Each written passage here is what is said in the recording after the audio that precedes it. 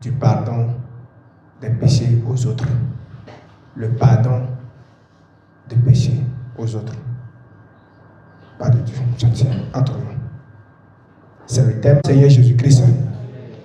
Gloire au Seigneur Jésus-Christ.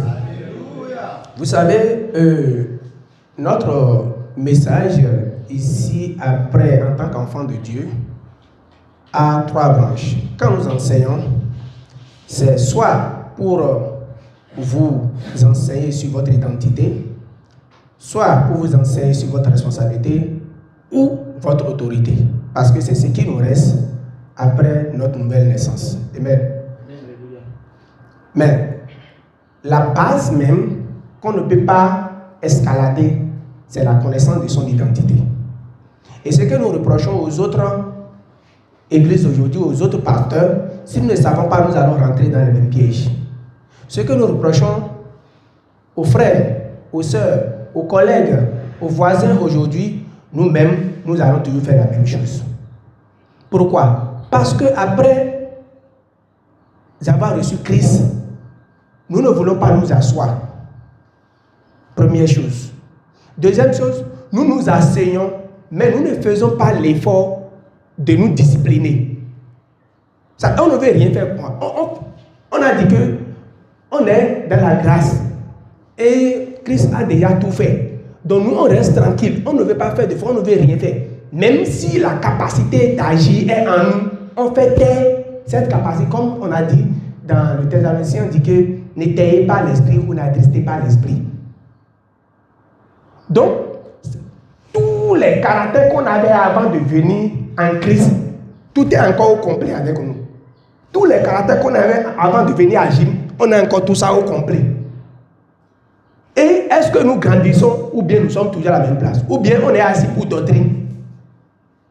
Qu'est-ce qui va donner gloire à Dieu parmi les hommes? C'est quoi? C'est notre capacité à manifester Christ et notre capacité à enseigner la doctrine. Maintenant, le problème, c'est qu'il faudrait qu'on se dépouille et qu'on s'humilie, qu'on se laisse à tout et décider maintenant que j'ai compris, papa, dépouille-moi et que ma manière de faire, quand même, les gens voient ça et voient que je suis né de nouveau.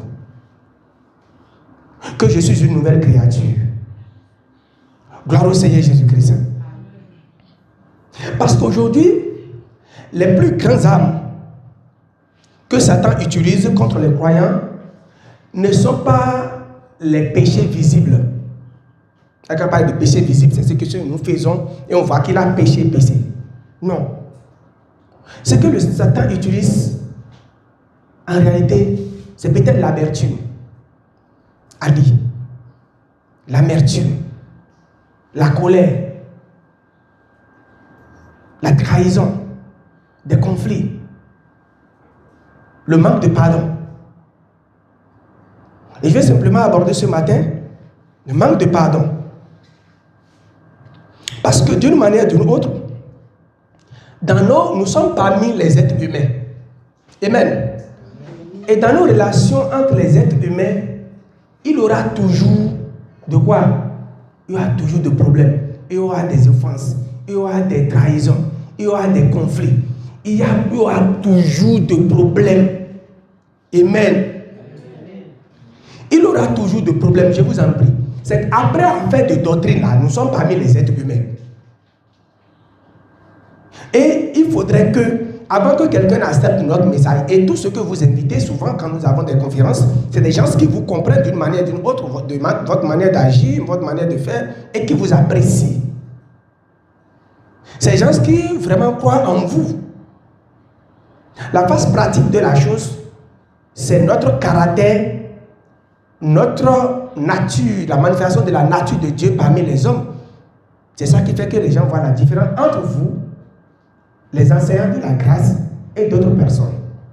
Alléluia.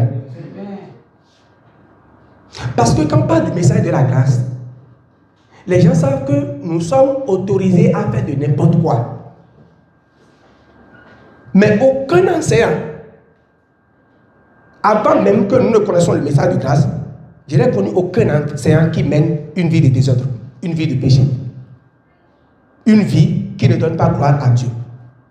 Parce qu'à un moment donné, ils se sont assis pour équilibrer leur vie. Amen. Donc tout ce que vous voyez autour de vous comme querelles, mésententes, amertume, tout ce que vous voyez, conflit parmi les hommes, c'est des choses qui s'étaient déjà passées avant même nous. C'est des situations qui se passaient déjà.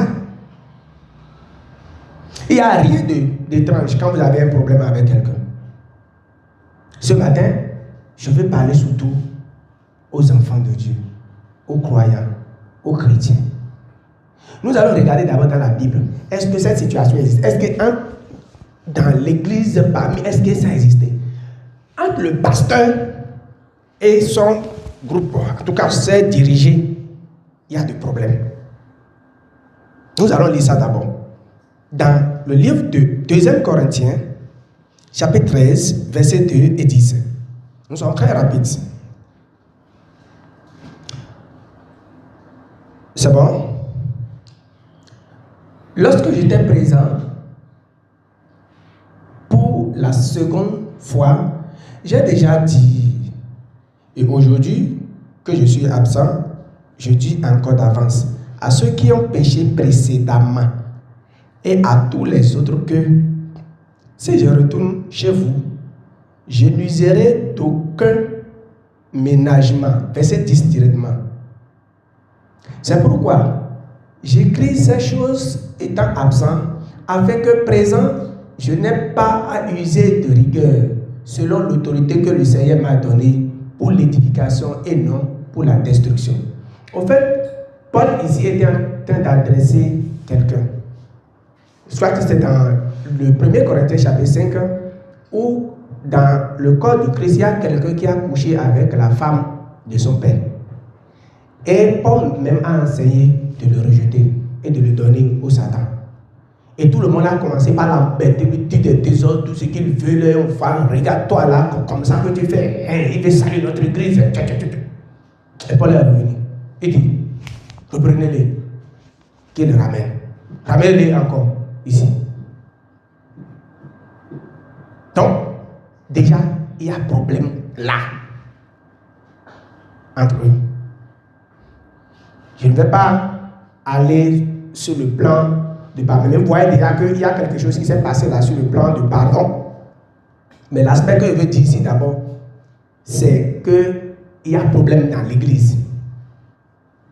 Et quelqu'un n'est pas d'accord. Il y a des accords, simplement. Maintenant, entre nous, les ministres de Dieu, les CC, il peut y avoir problème. Quand il y a un problème là, ne vous affolez pas. Sinon, vous ne pouvez pas avoir l'équilibre d'enseigner ou bien de résoudre les problèmes comme ça quand vous amenez ça chez vous. Parce que pour vous, c'est que c'est inédit, ça ne se fait pas, ça, non. Ne soyez pas influencés. Quand nous regardons dans Actes chapitre 15, verset 39, Actes 15, 39, Actes 15, 39, entre les ministres maintenant, ce dissentiment fut assez vif pour être cause qu'ils se séparent l'un de l'autre. Et Barnabas, prenant Marc avec lui, s'embarqua pour l'île de Chypre. Qu'est-ce qui s'est passé? Des accords entre Paul et Barnabas. Vous comprenez? Pour dire d'abord que du fait que vous êtes en désaccord avec quelqu'un, ou bien il y a des problèmes, ce n'est pas nouveau. Ça s'est déjà passé une fois. Paul même, à un moment donné, ne s'entend pas avec quelqu'un, jusqu'à ce qu'ils se sont séparés. Donc quand il y a quelque chose comme ça, toi qui es au dehors là, il ne faut pas encore prêter des jugements, faire des choses là. Non, c'est quelque chose qui se passe. Maintenant, entre nous maintenant, de façon, nous qui sommes ici comme ça, là, entre croyants également, allons-y également dans la Bible. 1 Corinthiens chapitre 11, verset 18.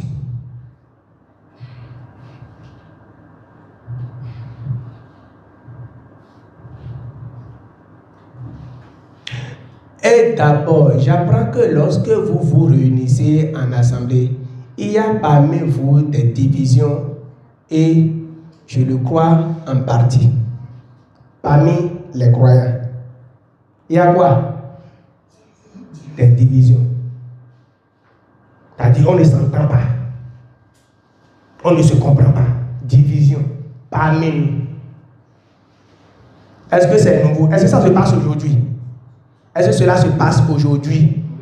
Oui. Cela se passe aujourd'hui. Donc la question n'est pas est-ce que je serai offensé? Non. La question c'est maintenant, que ferais-je si j'étais offensé? Quelle serait ma réaction si j'étais offensé? Ça veut dire que être offensé ou offenser une autre personne, c'est quelque chose de naturel. C'est-à-dire ça peut arriver à n'importe quel niveau. Entre les présidents, il peut y avoir de mésententes, de désaccords, de conflits. Donc ce n'est pas nouveau. Je vais établir ça d'abord, que les pasteurs peuvent avoir des problèmes, les ministres de Dieu peuvent avoir des problèmes, les croyants de façon générale peuvent avoir des problèmes. Mais la question est comment gérer quand il y a de mésententes, quand il y a de conflits. Et quand nous sommes en face de ce genre de situation, qu'est-ce qui se passe? Quelqu'un nous offense, ou nous a trahis, nous a oppressés ou opprimés. Avant que la personne ne soit pardonnée, nous demandons à ce que la personne tout au moins reconnaisse ses erreurs. Que la personne tout au moins se repentisse.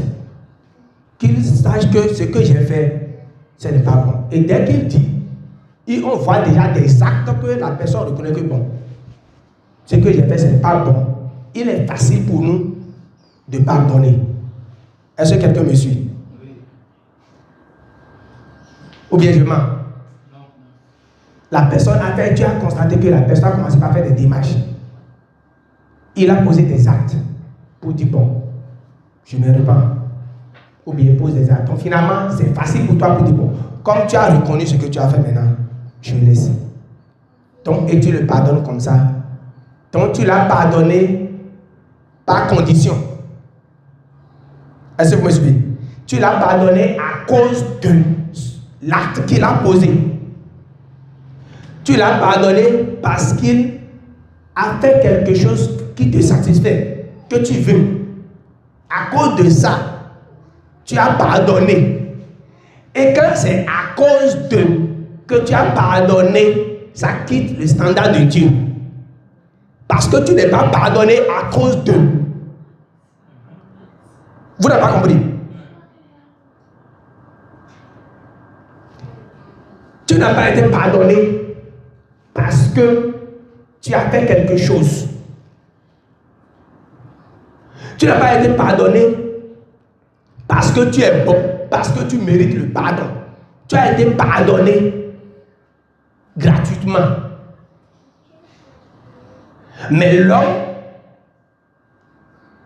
ce que nous savons de façon générale, nous pardonnons quand nous constatons que la personne fait des démarches de repentance, pose des actes qui montrent qu'il reconnaît ses erreurs. Gloire au Seigneur Jésus-Christ. Donc il semble avoir une petite contradiction dans nos habitudes du pardon de péché. Et c'est ça qui fait la différence. C'est vrai, dans Éphésiens chapitre 4, verset 32, ouvrez-moi ça rapidement. Éphésiens 32, verset, je vais lire ça rapidement. 4, 32, Éphésiens.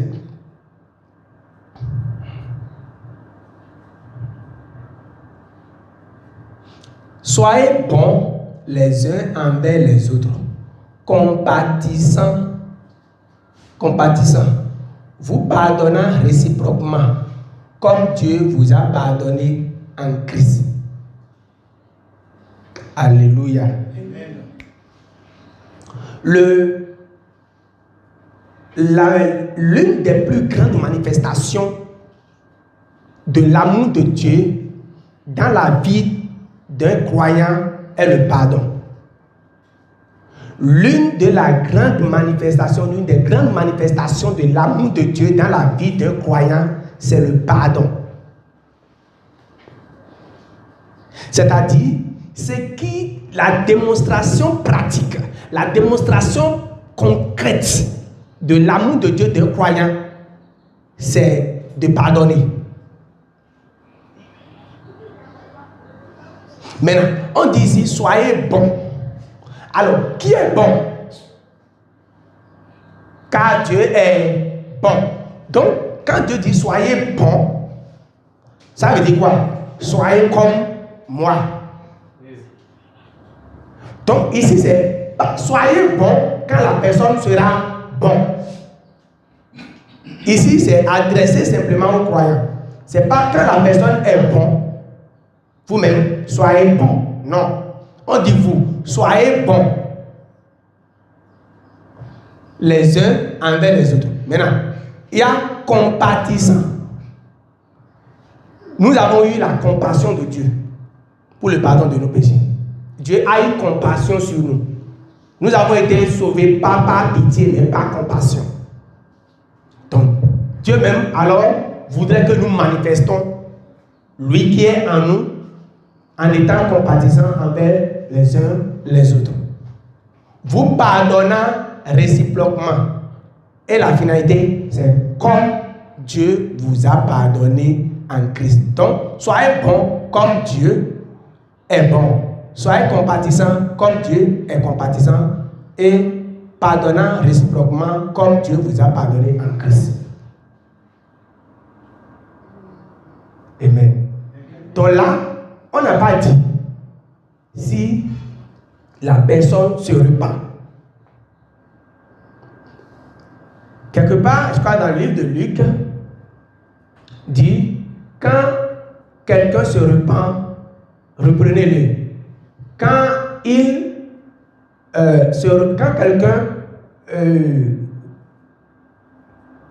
quelqu'un se repent ou demande pardon, reprenez-le. Mais quand il se repent, pardonnez-le. Voilà. Donc ça demande là, on comprend que c'est quand la personne, on constate que la personne a reconnu ses offenses, tu le prends. Maintenant, quand il se repent, tu le pardonnes. On est dans le livre de Luc. D'accord? Cela voudra contredire que si la personne ne se repent pas, tu ne le pardonneras pas. Non. On a dit, reprends-le. C'est le premier mot qui est sorti. Il faut que vous allez me chercher ça. Reprends-le. On dit, reprends cette personne-là. Mais reprends-le. Comment tu vas le reprendre? Reprends-le et attends sa repentance avant de le pardonner. Est-ce que ça se contredit? Non. Cela ne se contredit pas. Parce que quand quelqu'un t'offense, avant de reprendre la personne, voilà. Prenez garde de vous même. Si ton frère a péché, reprends-le. Voilà.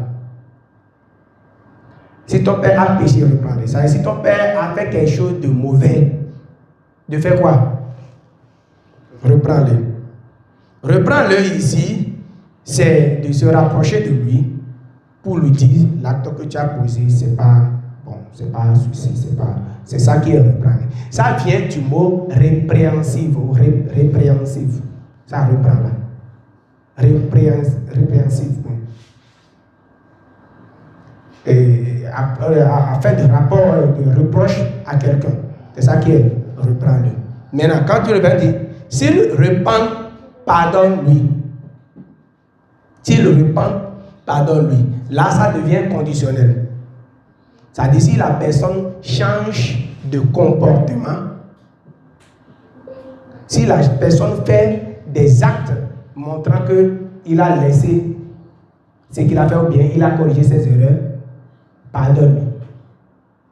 Ça, ce n'est pas la vie de Christ qui est en nous. Ce qui est inspiré chez un croyant, c'est le pardon continuel. Et nous allons être plus profondément. Donc, un croyant pardonne parce que Dieu l'a pardonné en Christ. Un croyant pardonne parce que Dieu l'a pardonné en Christ. Dans Romains 5, 8,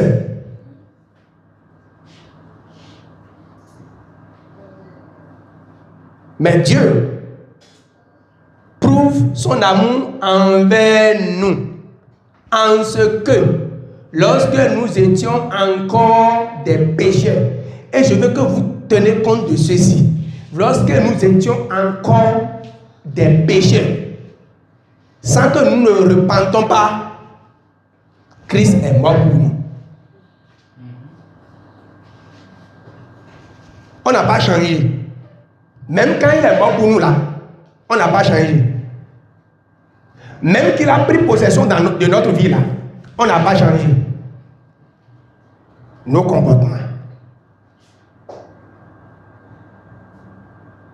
Gloire au Seigneur Jésus-Christ.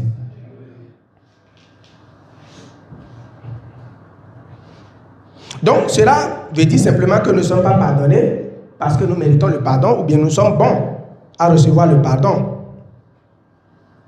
Mais plutôt, c'est parce que l'amour de Dieu s'est manifesté pour nous. Et gratuitement, nous avons reçu le pardon du péché. Gloire au Seigneur Jésus-Christ. Lisons Matthieu 5 pour voir quelle est notre manifestation. Comment allons-nous manifester? Quel est le standard de Dieu? Qu'est-ce que Jésus demande par rapport à notre réaction? Et vous allez voir que c'est seulement par la grâce de Dieu. Matthieu 5, verset 43. On va aller jusqu'à 47. Matthieu 5. Merci. Maintenant, vous avez appris qu'il a été dit, tu aimeras ton prochain et tu haïras ton ennemi. Ça veut dire que cet enseignement-là est déjà fait pendant des siècles. Maintenant, avec ce verset-là, restez toujours à 43 là. Avec ce verset-là, vous avez appris qu'il a été dit, tu aimeras ton prochain et tu haïras ton ennemi. Avec ce verset-là, je crois que c'est bon de prier contre l'ennemi. De faire des veillées de prière pour que l'ennemi meure. Ça là, c'est normal. Parce qu'en ce temps-là, c'est seulement son prochain on aime. Et on haït tout ce qui est ennemi. Déjà que la personne ne se repent pas, il est toujours dans le camp de l'ennemi. Si cette condition-là est toujours là. Maintenant, regardez ce que Jésus dit ici. Verset 44. Mais moi, je vous dis, aimez vos ennemis. Donc tous ceux qui prient contre l'ennemi sont en train d'aller contre la volonté de Dieu. Par ici, on dit, aimez vos ennemis. On n'a pas dit aimez vos ennemis s'ils se repentent. La condition, c'est que c'est une phrase impérative qui commence par une phrase qui commence par un verbe, c'est une phrase qui donne de l'ordre. C'est une phrase impérative. Aimez vos ennemis. Bénissez ceux qui vous maudissent et faites du bien à ceux qui vous haïssent et priez pour ceux qui vous maltraitent et qui vous persécutent.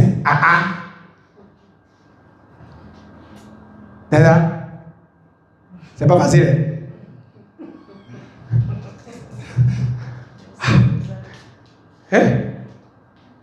Comment ça? Afin que vous soyez fils de votre Père qui est dans les cieux.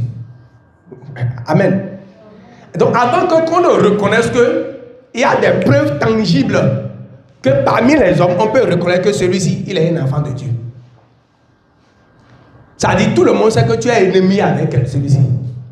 Mais tous tes actes-là, au lieu de faire ça vers ton ami, tu fais ça vers l'ennemi. Vous voyez que c'est contraire à la nature humaine. Afin que vous soyez fils de votre Père qui est dans les cieux. Donc la condition pour être fils de Père dans les cieux parmi les hommes. Et le verset va dire, car il fait lever son soleil sur les méchants et sur les bons. Donc, si nous voulons alors copier la nature de Dieu, donc nous regardons amis comme ennemis de la même manière. Et ne pas faire ça là nous donne souvent des maux de tête parce que ça donne de ségrégation dans notre tête. Des fois, quand tu vois certaines personnes, tu as peur parce que tu ne veux pas les voir. Des fois, quand tu les vois, tu es énervé simplement, tu es chagriné, tu es oppressé, tu es déprimé. Personnellement, c'est des gens qui t'ont créé des problèmes de cette vie. Quelqu'un me crée des problèmes de cette vie et je le connais même. Et des fois, nous prenons Dieu comme notre garde-corps. En cas où quelqu'un veut nous persécuter, allez, frappe-le. Frappe-le, frappe-le, frappe-le, frappe-le. Quand il finit, il dit c'est bon, retourne derrière moi. Alors que la personne dit que celui-là que tu es en train de persécuter, le soleil qui se lève là, c'est même dans sa maison tout de suite. Donc, si tu ne les as pas fait, le sorcier qui te persécute va manger très tôt le matin et tu peut-être tu n'aurais pas mangé jusqu'à midi. Et ce n'est pas le diable qui lui a donné à manger. Gloire au Seigneur Jésus-Christ. Il fait pleuvoir sur les justes et les injustes. Nous sommes des enfants de Dieu. Nous sommes dans le maréchage. Ceux que nous voyons injustes, qui ne sont pas des chrétiens, rassemblent ou prennent même dans la semaine des millions devant nous. Dans l'agriculture, des millions en 2 jours. C'est le diable qui a fait ça? Non. Dieu a déjà béni la terre. Ou bien? Alors, si vous aimez ceux qui vous aiment, quelle récompense méritez-vous? Si c'est que Dieu. Et qu'est-ce que nous faisons? Nous aimons ceux qui nous aiment. Nous aimons ceux. Maintenant, quand tu fais ça là, Dieu dit, tu ne fais rien de con. Tout ce qui va étonner quelqu'un, c'est que tout le monde sait que la personne a lutté contre toi hier. Et à cause de toi, plusieurs personnes ont détesté la personne. Le lendemain, on te voit avec la personne. Mais tu nous as mis dedans. Maintenant, tu es encore avec la personne. Il va te faire ça. Attends un peu pour voir. Et plus jamais, ne nous appelle plus quand il te persécute, il te fait quelque chose. Ne nous appelle plus. Donc ça veut dire ce que tu as fait est bizarre. Tu as fait quelque chose contraire à ce que le monde fait. On dit c'est là, tu es enfant de Dieu. Les publicains, ce que tu fais, les publicains aussi n'agissent-ils pas de la même? Tu as fait quoi de différent? Pour parler des publicains, c'est des gens, qu'on parle, c'est des gens de pécheurs. Pour elles, c'est des pécheurs. Quoi. Pour dire que les pécheurs même ne font pas ça. Et toi, le saint, qu'est-ce que tu as fait de différent? Ça veut dire que ce qui fait notre différence, la différence entre le croyant et le non-croyant, sur le plan visible ou parmi les hommes, c'est manifestation. Maintenant, si vous saluez seulement vos frères, que faites-vous d'extraordinaire? Moi, je ne vais jamais le saluer. Moi, avec ce qu'il m'a fait, jamais. Au tombeau. Maintenant, ça, tu as pris la décision de rester dans ton coin. Tes amis, tu salues tes amis, tu salues tes amis. Maintenant, d'accord, mais pardon, tu ne fais rien d'extraordinaire. Ça veut dire que saluer son ennemi est extraordinaire. Saluer son ennemi est extraordinaire. Veux-tu faire des choses extraordinaires pour Dieu? Bonjour. Et ton cœur va faire, tu vas dire, reste tranquille. Même ton cœur sait que c'est extraordinaire. Ton corps sait que c'est extraordinaire. Mais ton esprit est d'accord. Donc si vous n'avez pas fait de miracles, vous voulez faire des choses extraordinaires devant les hommes là. Voilà ce qu'il faut faire à ceux qui vous persécutent, ceux qui vous maudissent, ceux qui vous font des choses bizarres. Et si vous saluez seulement vos frères, que faites-vous d'extraordinaire? Les païens, les non-croyants aussi n'agissent-ils pas de même?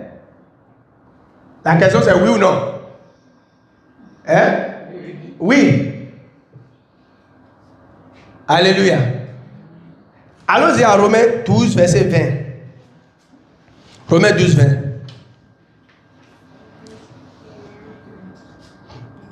Et après Luc 6, verset 27. Mais si ton ennemi a faim, donne-lui à manger. Ok? S'il a soif, donne-lui à boire. Car en agissant ainsi, ce sont des charbons ardents que tu amasses sur sa tête.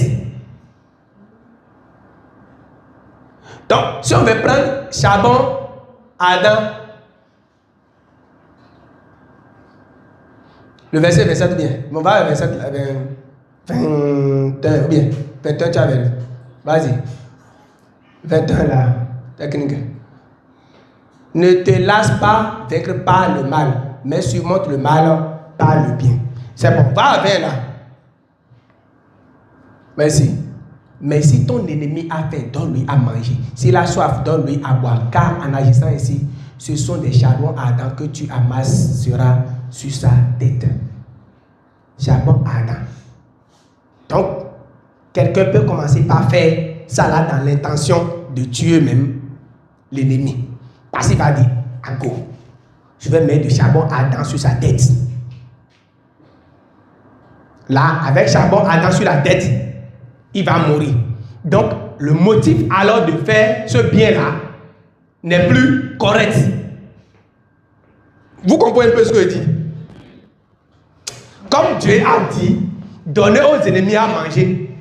Les gens là seront gentils simplement avec toi, ils sont en train de donner. Parce qu'ils savent ce que Dieu serait en train de faire avec toi. Que charbon ardent est en train de tomber. Toi, il veut te tuer. Vous comprenez? Quand on parle de charbon ardent là, non, c'est pas que Dieu va commencer par troubler la personne, c'est que la conscience de la personne va commencer par se réveiller. La personne serait dérangée, malgré tout ce que j'ai fait à celui-ci. Il ne va plus dormir. Ce que j'ai fait à celui-ci, et pourtant il est en train de faire ceci. Et c'est ce que Dieu espère chez nous. C'est que quand nous regardons l'amour de Dieu, ah, tu m'as fait ceci, tu m'as fait, malgré que je fais ceci du mal, malgré que je fais du mal, et tu me fais du mal. Donc finalement tu vas dire alors Dieu, donc je suis revenu à toi.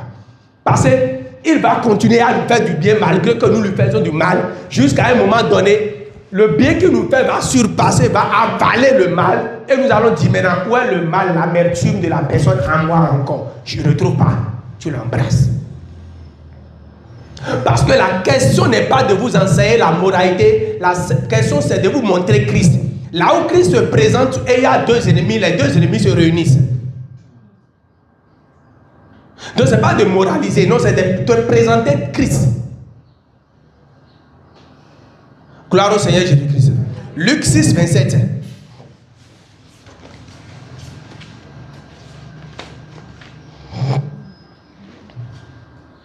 Merci. Mais, je vous dis, à vous qui m'écoutez, aimez vos ennemis. Faites du bien à ceux qui vous haïssent. Ça se répète 1000 fois dans la Bible. À ceux qui vous haïssent, à ceux qui vous font du bien. Seigneur, ce matin, je prie au nom de Jésus que la capacité de faire du bien à l'ennemi, Seigneur, nous recevons ça ce matin au nom de Jésus. Amen.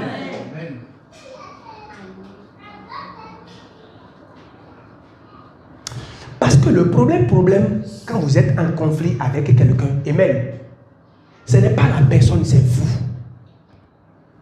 La première des choses, quand vous avez des amertumes, vous avez des rancunes, vous avez des choses dans votre cœur, la solution n'est pas d'abord celui-là. Parce que vous devez savoir que ce n'est pas la personne. La personne est en train de manifester quelqu'un qui est en lui. Est-ce que vous me suivez? Ce fruit qu'il manifeste là n'est pas de Dieu. Et personne n'est dans le monde est libre d'esprit. Si tu n'as pas l'esprit de Dieu, tu as l'esprit du diable. Donc la personne, en réalité, est en train simplement d'œuvrer pour une autre personne. Maintenant, le problème, c'est toi. La première des choses, c'est de reconnaître d'abord que tu es fâché. Alléluia. Amen. Pas d'hypocrisie. Reconnais d'abord que tu es fâché et que tu n'es pas content, que tu es chagriné, que tu as de l'amertume. Ça là, reconnais-toi au moins pour toi-même. Il ne faut pas faire de choses là sur ça. Maintenant, repars chez ton papa, ton père, Christ. Dis-lui que je suis énervé. Dis-lui que ça ne va pas en moi. Je suis énervé contre lui. C'est lui qui va te réparer. Quand lui te répare, c'est facile pour toi maintenant de voir la personne telle qu'il est. Gloire au Seigneur Jésus-Christ. Tu ne peux pas résoudre ce problème. Le problème est qu'on veut résoudre ce problème toi-même et avec l'hypocrisie. Bon, je t'ai pardonné, hein. On ne peut pas pardonner. On n'a pas pardonné. D'abord, on ne veut pas admettre d'abord qu'on est. On dit, bon, moi je ne suis pas fâché. Je suis pas fâché. Non, ça c'est rien. Ça c'est rien. Alors qu'en réalité, tu sais qu'il y a de blessures. Il y a de tâches là en réalité. Première des choses, reconnais d'abord que ça ne va pas. Il ne faut pas cacher ça sur toi-même. Il faut t'aimer. Parce que ça, si ça va créer des problèmes, ce n'est pas à la santé de l'autre, c'est à ta santé que ça va créer des problèmes. Du sein ou bien de quoi que ce soit. Donc reconnais ça d'abord. Et après, va chez ton papa. Et dis-lui la vérité.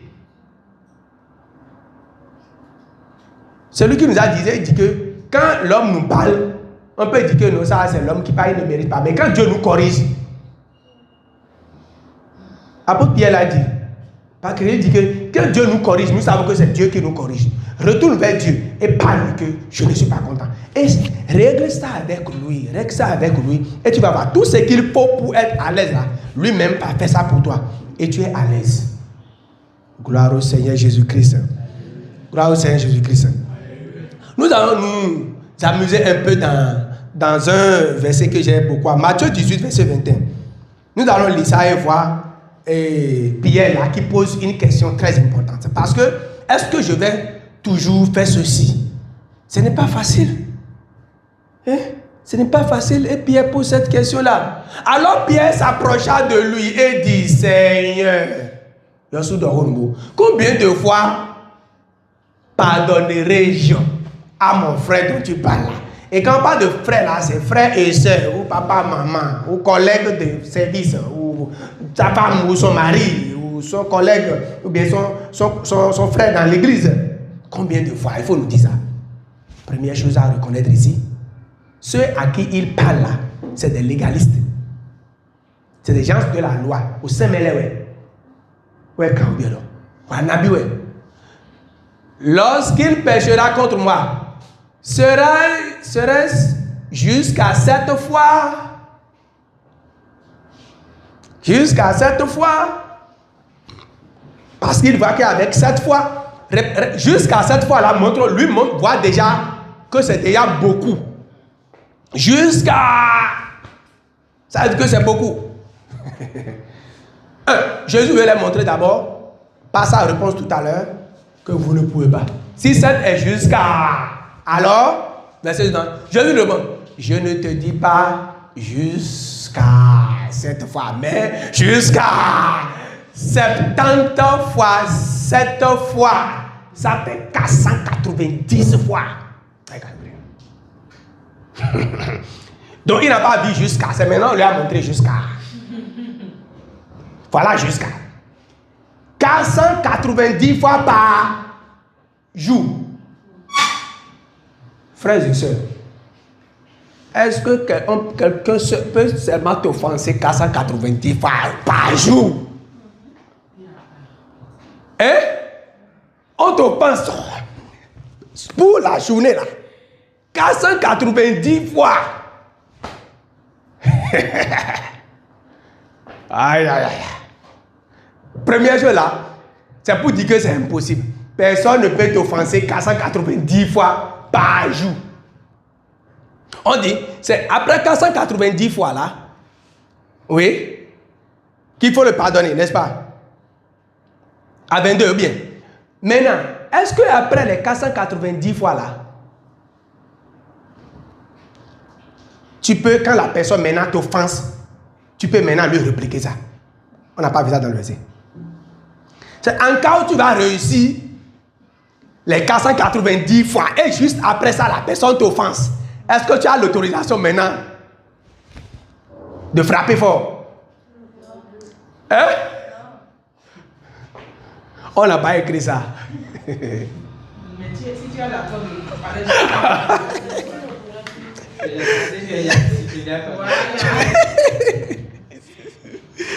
Oh Seigneur Jésus-Christ, nous avons reçu la grâce aujourd'hui au nom de Jésus. Ça veut dire simplement, face aux multiples offenses, le croyant est demandé de vivre une vie de pardon simplement. Autant qu'on pourra le faire, te faire chaque jour, c'est qu'il faut balayer ça simplement. Ceux-ci, on leur dit simplement que vous ne pouvez pas. C'est moi qui ai le pardon des péchés. Vous n'avez pas la capacité de pardonner quelqu'un. Si vous avez, allez-y avec 490 d'abord. Et on va voir. Donc, c'est que Jésus espérait de... C'est pour dire, bon, ils vont dire, bon, nous ne pouvons pas. Il va dire, alors, je suis le pardon des péchés. Vous m'acceptez, vos péchés sont pardonnés. Et que vous ne pouvez pas pardonner sans avoir le pardon de péché en vous. Donc, la capacité de pardonner est déjà en nous. Ne pas dire, je ne peux pas pardonner, c'est vouloir ne pas manifester ce qui est en nous. Gloire au Seigneur Jésus-Christ. Donc, ici, le pardon des péchés doit être continuel. Autant que quelqu'un nous offense. C'est pour dire, on peut tirer simplement de Dieu. C'est que le pardon, d'abord par jour, ça ne peut pas aller comme ça. Donc, par jour, on ne fait bon. Ça doit être continuel. Ça doit être continuel. Regardez, sur la croix, dans le livre de Luc, chapitre 23, verset 34. Et Acte 7, 60. Nous allons voir la réaction de Jésus.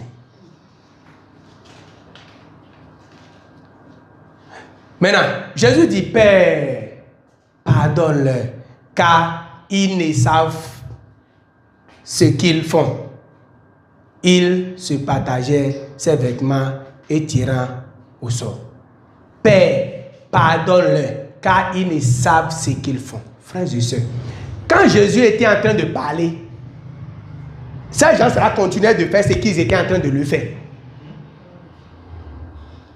Ils n'ont pas arrêté. Dans cette agonie-là, dans cette douleur, ils restent dedans. Ils disent, Père, pardonne-les, sans qu'ils ne se repentent. Ça veut dire que même au moment où la personne est en train de vous offenser, où il est même dans l'allure de faire la chose, votre nature de pardon se manifeste. Pourquoi? Parce que vous pardonnez, parce que vous avez été déjà pardonné en Christ. Vous ne pardonnez pas parce que la personne a cessé de faire ce qu'il a fait. Donc avec cette douleur de Jésus, il reste dedans, il dit, Père, pardonne-les. Et nous croyons, on dit, mais quand Jésus a dit, Père, pardonne-les, est-ce que Père les a pardonnés? Ou bien il a rejeté la demande de Jésus? Donc des fois, quand nous parlons, on dit, il y a un Jésus. Alors que ceux qui ont tué Jésus même sont enviables. Parce qu'il a demandé directement eux le pardon de péché, directement de Père là, avec ce qu'ils ont fait là. Pourquoi? Parce qu'ils ne savent pas ce qu'ils font.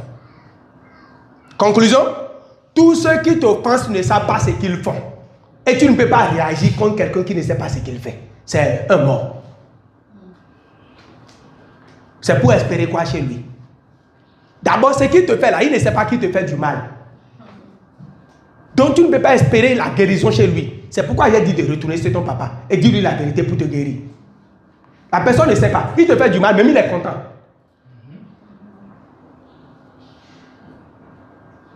Tu lui fais des reproches, ça lui fait du mal.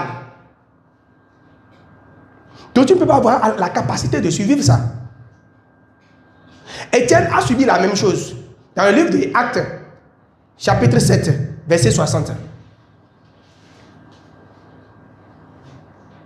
Actes 7, 60.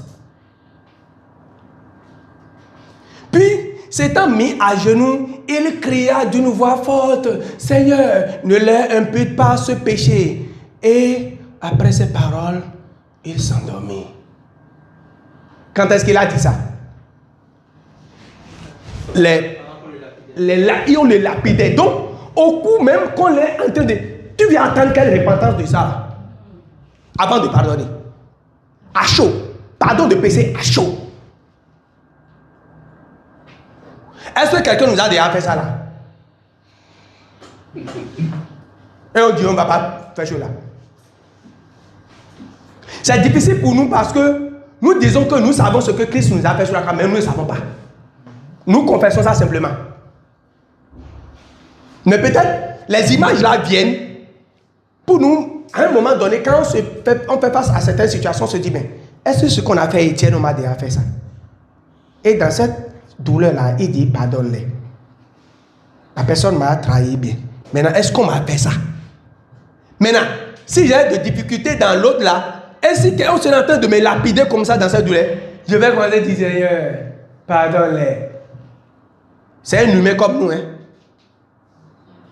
Aujourd'hui, nous recevons la même capacité au nom de Jésus. Amen. Ça va se manifester au nom puissant de Jésus. Amen.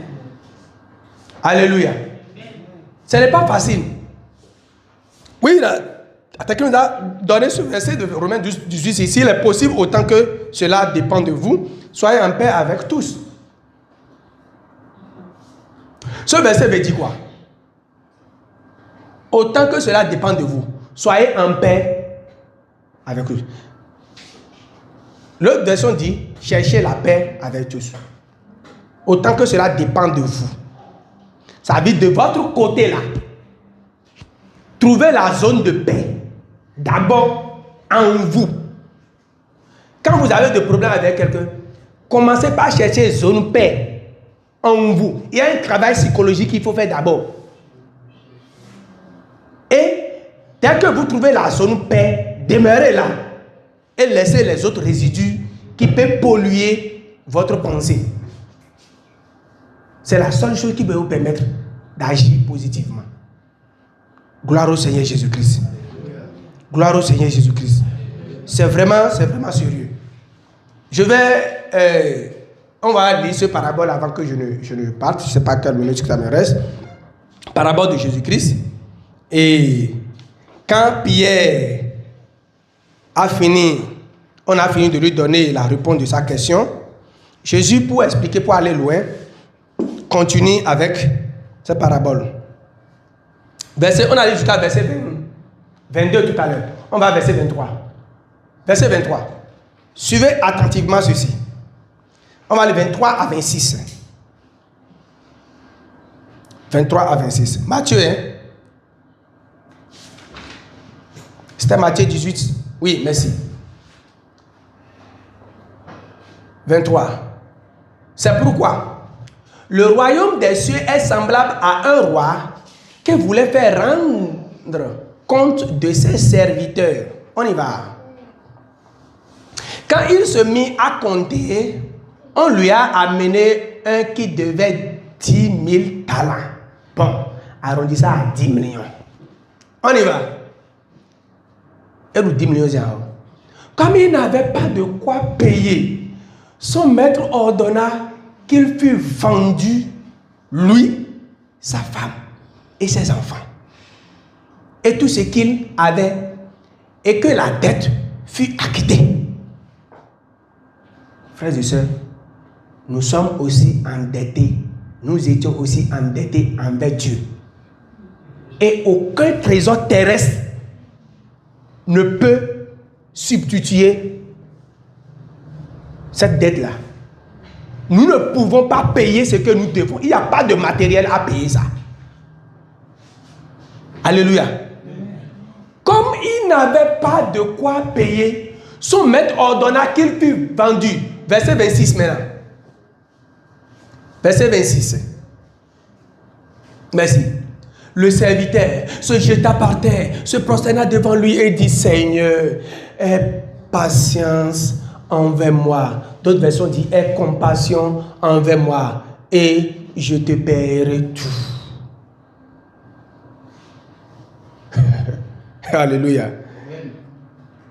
Il ne peut pas payer. Et en ce moment-là, aujourd'hui, il y a même la loi. Tu ne peux pas, à cause de la dette, demander à amener l'enfant de quelqu'un et dire, je vais vendre l'enfant, vendre sa femme, vendre ses biens. C'est ce qui se passait en ce temps-là. Ça veut dire que je dois à quelqu'un, ma femme, on prend ma femme, mes enfants, mes propriétés, tout, à la place de la dette. Nous sommes endettés. nous sommes aussi endettés. Maintenant, comment est-ce que nous avons eu le pardon? Comment nous sommes acquittés de notre dette? Christ a eu compassion également sur nous. Gloire au Seigneur Jésus-Christ. Christ a eu compassion et a payé tous nos dettes. Amen. Maintenant, voilà ce que le maître a fait. Comment vous voyez sa réaction? Comment vous voyez la réaction du maître?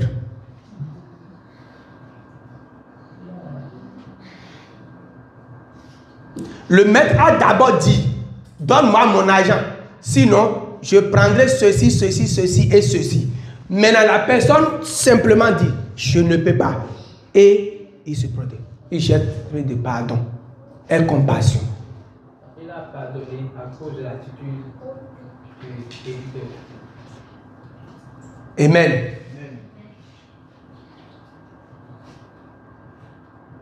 La personne a demandé. Et c'est comme ça, l'humanité criait l'arrivée du Messie.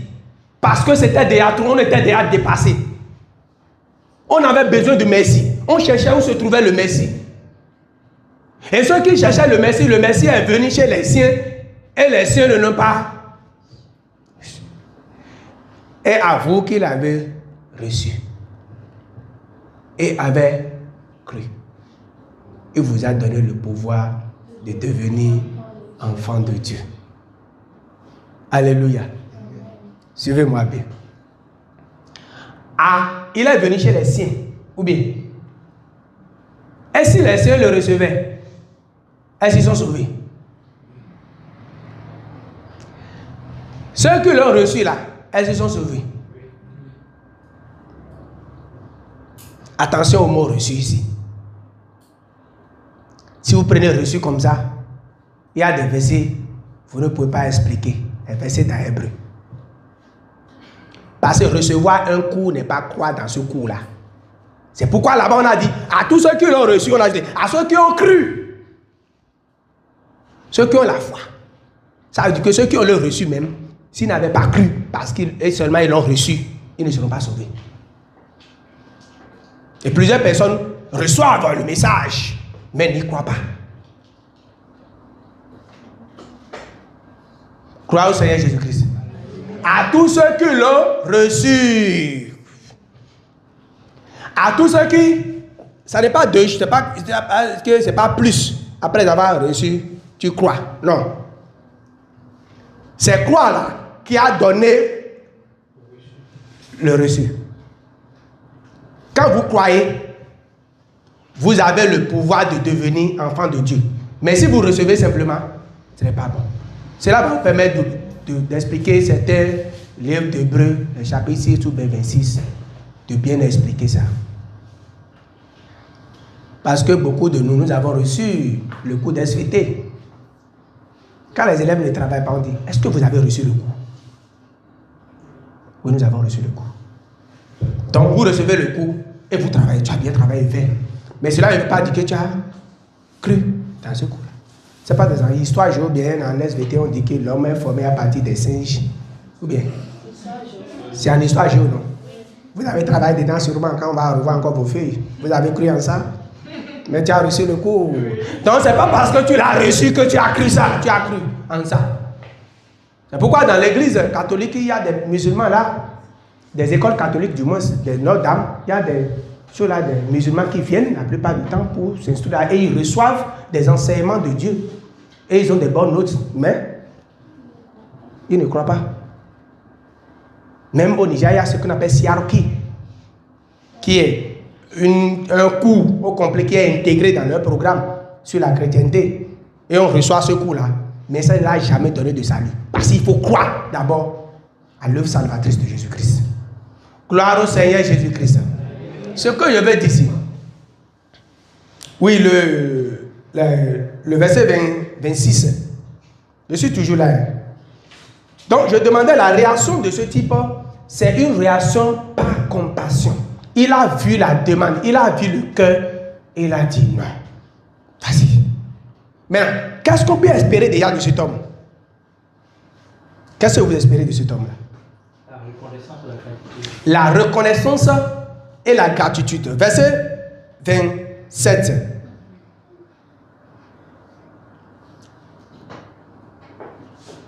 Verset 27. Ému de compassion, le maître de ce serviteur le laissa aller et lui remit la dette. Alléluia. C'est comme ça Dieu également, aimé de compassion, nous a pardonné.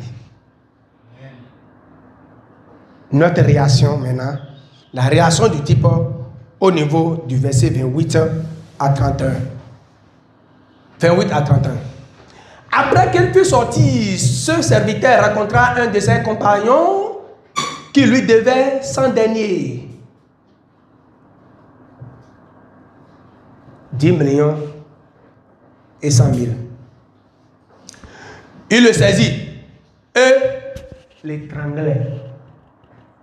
Ce n'est pas le lendemain. Quand il est sorti en même temps, il a dit viens. Et il a étranglé. Et disant, paie ce que tu me dois. On a beaucoup oublié ce qui. Tu vois, c'est la force là de reconnaître ce que Christ nous a fait qui nous donne la facilité de dire, de pardonner l'autre. Tout de suite, l'homme là a déjà oublié ce qu'on lui a fait. Tout de suite. Verset suivant.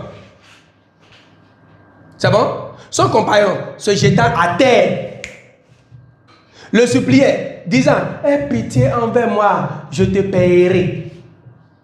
Tel que lui-même avait. Mais l'autre ne voulut pas et il alla le jeter en prison jusqu'à ce qu'il eût payé ce qu'il devait.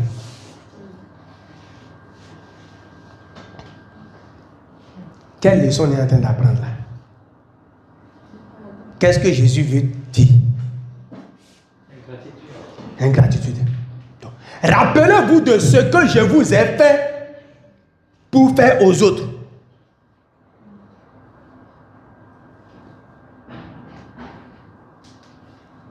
La personne, parce que la vraie repentance, là, s'il devrait avoir, c'est de ramener l'argent. L'autre, ce qu'il voulait, c'est l'argent. Il n'a pas ramené l'argent. Il n'a pas ramené l'argent. Donc, avant d'avoir la capacité de pardonner, il faut simplement se rappeler de ce que Christ a fait. Sinon, tu ne peux pas.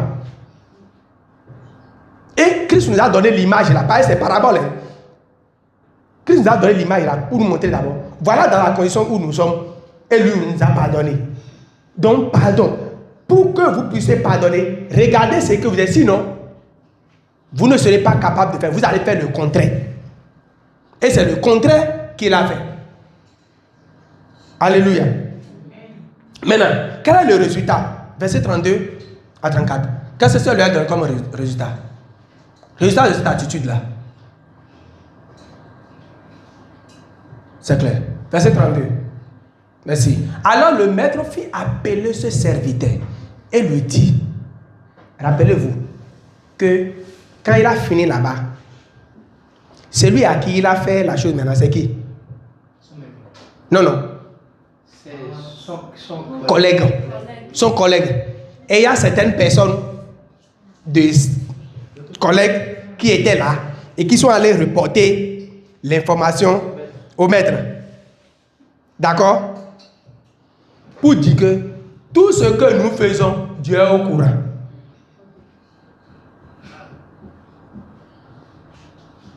Il n'y a pas quelqu'un, quand on fait en cachette là, il y a quelqu'un qui va lui dire. Dieu est au courant de tout.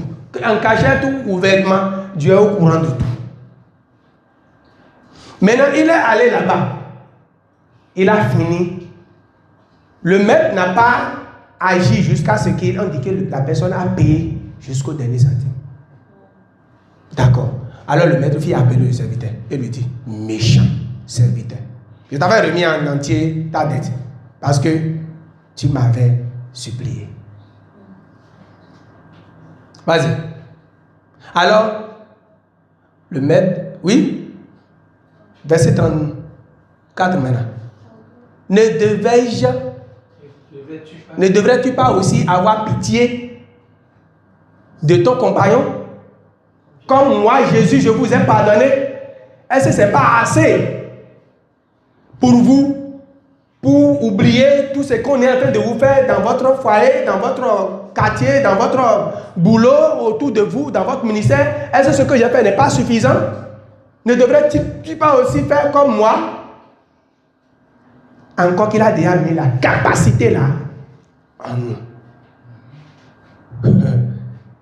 Amen. Jésus conclut un verset 34 maintenant. Et son maître, irrité, le livra au bourreau, jusqu'à ce qu'il eût payé tout ce qu'il devait. Alléluia. Maintenant, est-ce que Jésus lui a fait ça pour nous? Jusqu'à ce qu'on paye nos propres péchés? Non. Non. Maintenant, Jésus conclut ceci en disant aux légalistes. Il faut bien comprendre ceci. Il dit, verset 35, c'est ainsi que mon Père céleste vous traitera si chacun de vous ne pardonne pas son frère de tout son cœur. Ça veut dire que si vous ne pardonnez pas votre frère de tout votre cœur, Dieu ne va pas vous pardonner. Donc Dieu attend d'abord que vous pardonnez l'autre avant qu'il ne vous pardonne. Donc, la condition du pardon de Dieu, Dieu se repose alors sur l'homme pour voir si tu vas pardonner. Parce qu'il a un objectif ici, chaque fois, Jésus veut leur montrer que vous ne pouvez pas. Et ici, nous sommes dans la transition, nous sommes dans le livre de Matthieu ici. Donc, les langages de Jésus, dans le livre de Matthieu, Jésus opérait toujours sous la loi. Dans son langage ici, il parlait également aux légalistes. C'est pourquoi la phrase là a besoin d'être expliquée. C'est ainsi que mon Père céleste vous traitera si chacun de vous ne pardonne à son frère de tout son cœur. Ça veut dire que si tu ne me pardonnes pas de tout ton cœur, Dieu ne va pas te pardonner. Non, non. Ce n'est pas ce que le verset est en train de dire ici. Non. Gloire au Seigneur Jésus-Christ. Et quand vous lisez aussi Matthieu 11, verset 25 à 24.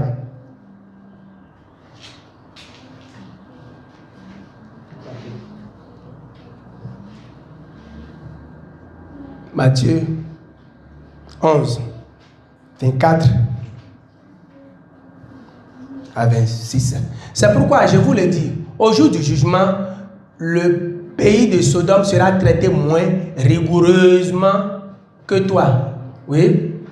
En ce temps-là, Jésus prit la parole et dit, je te loue, Père Seigneur, du ciel et de la terre, de ce que tu as caché ces choses aux sages et aux intellectuels, et de ce que tu les as révélés aux enfants. Verset 26. Oui, Père, je te loue de ce que tu l'as voulu ainsi. Non, ce n'est pas le verset que je cherche. Repartons dans Matthieu 18. C'est un verset qui parle également de conditions de pardon de péché. Allez au 11, on va voir verset. Matthieu 6, dans le note. Matthieu 6. Oui, allons-y, on va voir. Matthieu 6.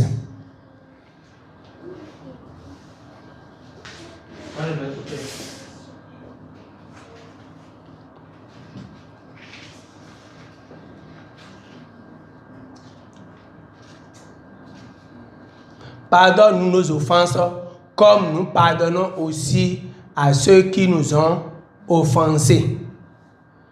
Pardonne-nous nos offenses. Donc là, c'est une prière. Pardonne-nous nos offenses. Comme, vous voyez que c'est l'inverse. Je ne sais pas si vous constatez. Tournez ça, je vais voir. Comme nous pardonnons ceux qui nous ont offensés, pardonne-nous. Hein? Nous pardonnons Comme comme nous nous a pardonné. Pardonne-nous nos offenses comme nous aussi nous pardonnons. Ça veut dire que c'est parce que nous pardonnons, toi tu nous pardonnes. Vous comprenez, non? Comme nous avons l'habitude de pardonner là, tu vois comment on est confrères là. C'est-à-dire, on veut se montrer comme ça avec Dieu. Mais Dieu, comme nous pardonnons les uns envers les autres là, que ça ne soit pas difficile pour toi de pardonner nos offenses. Non. Mais plutôt, nous pardonnons parce que lui nous a déjà pardonné. Parce que c'est lui d'abord qui nous a pardonné. C'est pas que nous, on a l'habitude de pardonner. Et lui, à cause de ça, va pardonner nos offenses.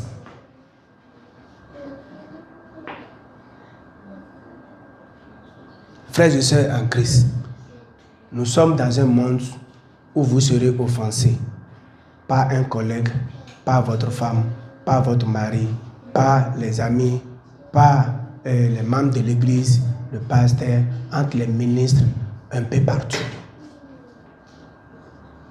Mais aujourd'hui, nous comprenons premièrement que nous avons la capacité là en nous. Et la première leçon, c'est que en tant qu'enfant de Dieu, cette capacité en nous, on nous demande de le manifester chaque jour. Et c'est ça qui est la manifestation pratique, concrète de la nature de Dieu, de l'amour de Dieu en nous. Même si c'est difficile, si Dieu nous demande, ça veut dire que quand nous décidons de le faire, on verra que c'est facile. On ne sait pas pourquoi la parole est sortie ce matin. Mais sûrement, la parole a parlé à quelqu'un. Sûrement, la parole a parlé à quelqu'un. Ce que le diable utilise pour faire ce travail, le diable utilise pour tourmenter notre vie. Il utilise ça pour bloquer notre progrès. Il utilise ses chagrins, ses rancunes pour nous créer dans nous. Il ne nous permet pas de jouir vraiment de ce que nous avons reçu. Ça peut être des maladies, ça peut être des oppressions, ça peut être des dépressions. Rien que des choses mauvaises. Quand vous êtes en rancune, vous avez des problèmes avec vous, vous êtes offensé, ça crée, vous n'avez pas la paix. Vous n'avez pas la paix, ça ne vous permet pas de réfléchir plus profondément. Ça ne vous permet pas vraiment d'être à l'aise pour réfléchir sur votre vie, sur votre avenir, sur votre projet. Vous êtes troublé dans le cœur. Parce que de temps en temps, l'accusateur vous amène ça. Le tourmenteur vous amène ça. Et vous n'avez pas la paix du cœur. Et Dieu ne veut pas que nous perdons sa paix, qui est très précieuse, qu'il nous a donnée. C'est pourquoi la parole est sortie ce matin. Parce qu'il voudrait que nous soyons un exemple, que nous le glorifions parmi les hommes. Quand nous étions en train de prier tout à l'heure, la sœur Episopa a prié pour moi. Elle a dit que cette parole-là ne soit pas seulement pour eux, mais que cela, que moi-même je manifeste, la personne même manifeste ça. Donc d'abord je prêche pour moi-même. Parce que ce qu'on a cité là, ce qu'on a demandé là, c'est vraiment extraordinaire. La Bible l'a dit. Et comme nous savons que la capacité est en nous, je déclare ce matin que nous avons reçu la capacité au nom de Jésus. Amen. Nous pardonnons inconditionnellement au nom de Jésus. Amen. Nous aimons inconditionnellement au nom de Jésus. Amen. Tous ceux qui nous ont offensés sont déjà pardonnés. Amen. Nous n'avons pas d'ennemis, car Christ a fini avec nos ennemis. Amen. Nous déclarons que ceux qui nous persécutent ne sont pas nos ennemis, car l'ennemi est déjà vaincu. Le Satan est l'ennemi. Et la Bible nous a dit que Satan est déjà vaincu. Donc nous déclarons, ceux qui sont influencés par l'ennemi sont délivrés aussi au nom de Jésus. Que notre cœur soit rempli d'amour en leur égard. Et que Christ les touche aussi tout de suite au nom de Jésus. Que l'amour, la lumière divine encore nous réunisse au nom de Jésus. Et que la bonne nouvelle, le salut soit prêché pour ceux-là au nom puissant de Jésus. Je déclare que cette semaine est une semaine de bonté pour nous, est une semaine de joie pour nous, est une semaine de bon témoignage pour nous. Dans nos foyers, je déclare la paix au nom de Jésus. Je brise toutes sortes de discordances, de désaccords. Taisez-vous au nom de Jésus. Car Jésus-Christ a pris possession des foyers. Jésus-Christ a pris possession des relations. Jésus-Christ a pris possession de l'église. Au nom puissant de Jésus, les chagrins, les amertumes, les conflits, les trahisons, taisez-vous au nom de Jésus. Car l'amour de Dieu surabonde toute persécution, surabonde toute malédiction, surabonde tout désaccord au nom puissant de Jésus. Votre cœur est en paix. Votre vie est en paix. La joie de Dieu est votre portion. Vous êtes à l'aise dans votre corps, dans votre âme et dans votre esprit. Vous marchez comme Jésus. Vous parlez comme Jésus. Vous manifestez la vie de Jésus n'importe où vous êtes. Les gens vous voient et voient la lumière de Dieu. Les gens vous voient et viennent vers Christ. Vous êtes choisis parmi plusieurs. Vous êtes favorisés parmi plusieurs. La gloire de Dieu et le miséricorde est sur vous. L'onction de Dieu est votre portion. Au nom puissant de Jésus, Papa, nous te disons merci. Au-delà de ce que nous avons reçu de toi aujourd'hui, continue à nous enseigner. Au nom de Jésus, nous avons prié.